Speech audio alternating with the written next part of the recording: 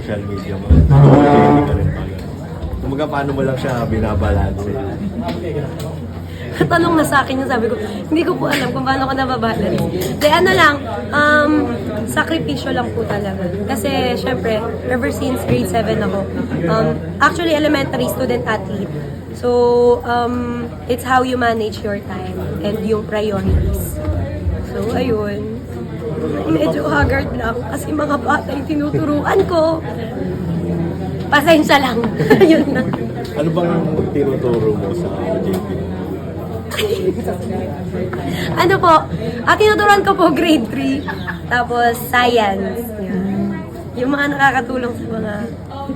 Charot, wala.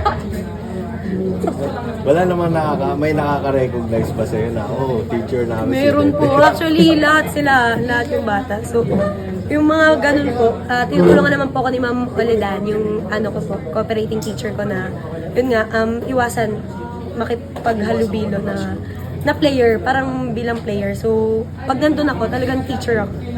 Super teacher! Ayun. Saan ka nag-uwan? Saan ka natutulong? Sasabihin ko po, charot. Sasabihin ko po ba? Pwede naman, kung Sa may Juan Sumulong, sa may likod ng SM San Lazaro. may nakikita ka bang parang similarities dun sa nakikita mong or yung nakukuha mong saya kapag naglalaro ka ng volleyball tsaka kapag nagtuturo ka dun sa mga bata? Siyempre po, ganun po, same lang, masaya, tapos may stress, mas magagalit. Pare-parehas po sila. Mas makukulit lang po talaga yung bata. Kasi sa teammates mo dito.